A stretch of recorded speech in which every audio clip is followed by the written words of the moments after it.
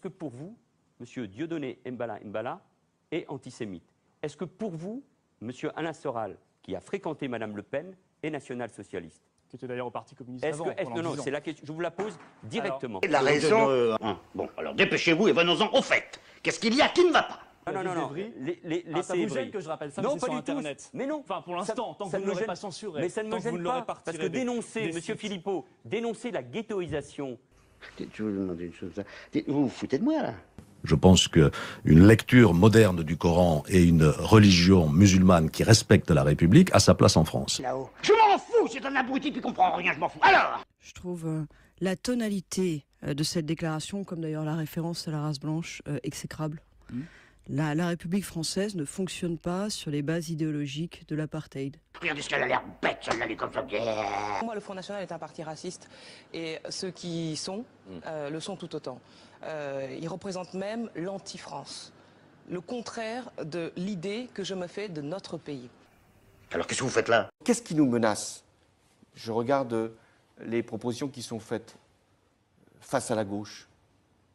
Proposition de dislocation républicaine, de séparation, d'opposition des Français entre eux, autour d'une identité crispée. Vous parlez du Front National. Front National, oui, vous l'avez reconnu. De faire que ce qui arrive en Grande-Bretagne puisse être la situation en France, qu'on quitte l'Union européenne, qu'on abandonne la monnaie unique, que l'on soit forcément enfermé dans des barrières, dans des barbelés. Alors, premièrement, c'est absolument faux. Deuxièmement, je trouve votre mentalité un peu particulière. Le Front National qui n'a jamais été aussi élevé depuis que vous êtes au pouvoir, Monsieur le Président. Oui, parce que vous voyez ce qui se passe en Europe. Ça ne vous a pas échappé? Ce qui se passe en Grande-Bretagne, ce qui se passe aux États-Unis, avec la candidature de Trump, avec ce qui se passe en Autriche. Vous ne vous sentez pas plus responsable de la montée du Front National? Alors là, vous avez des raisonnements assez étranges, et qui cette fois me déplaisent, mais alors, tout particulièrement. Quel est l'objectif? Ça va faire parler, mais l'objectif, c'est relever le défi du métissage. Défi du métissage que nous adresse le XXIe siècle. Ce n'est pas un choix, c'est une obligation. Quoi? Monsieur le sénateur Ravier, d'abord, merci pour cette question qui est un modèle d'humanité, d'esprit de nuance.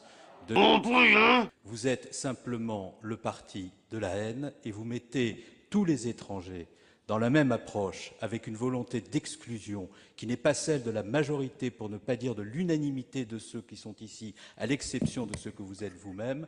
Et votre question l'a bien montré, elle était inspirée par un ressort et un seul, le rejet et la convocation des instincts. Ah ben c'est pas grave. Ils ne comprennent toujours pas, et là il y a un problème avec l'école, il y a un problème de culture générale, il y a un problème de pédagogie à faire dans le débat public. Ils ne comprennent toujours pas que dans un pays où on a exterminé 6 millions de juifs, c'est normal qu'on soit très sensible à l'antisémitisme. Et donc... Chaque fois que tu ouvres la bouche, c'est pour dire une bêtise. Oui, mais il faut qu'il y ait la complémentarité du père et de la mère. Et quand je leur demande, aux gens qui viennent me voir, mais qu'est-ce que cette complémentarité entre le père et la mère?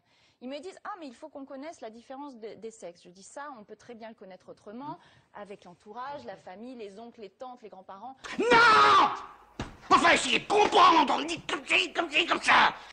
Et là, on arrive, malheureusement, dans les poncifs, parce que je ne vois pas, sinon, ce qui existe vraiment comme complémentarité. La mère est plus douce, le père a de l'autorité. Enfin, vous voyez, on ressort ces questions-là, alors qu'on voit très bien que maintenant, d'abord, les choses sont plus complexes que ça.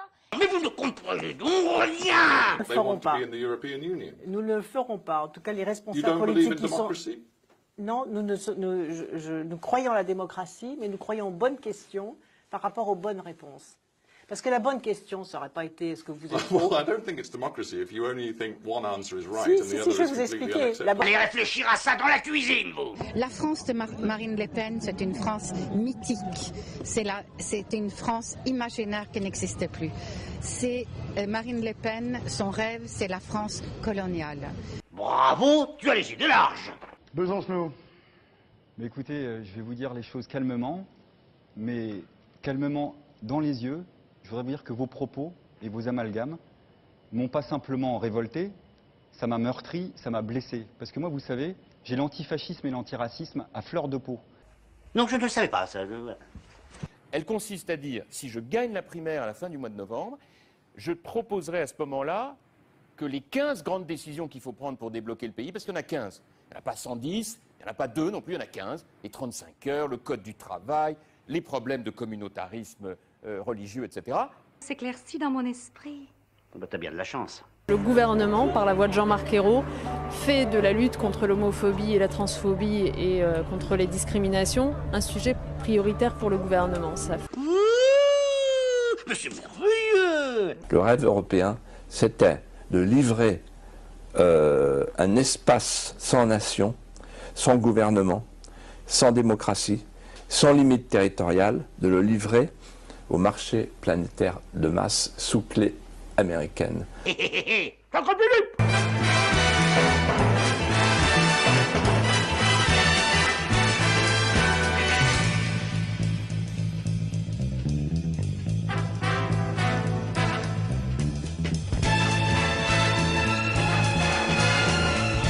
Ben, qu'ils aillent se faire foutre, ceux-là.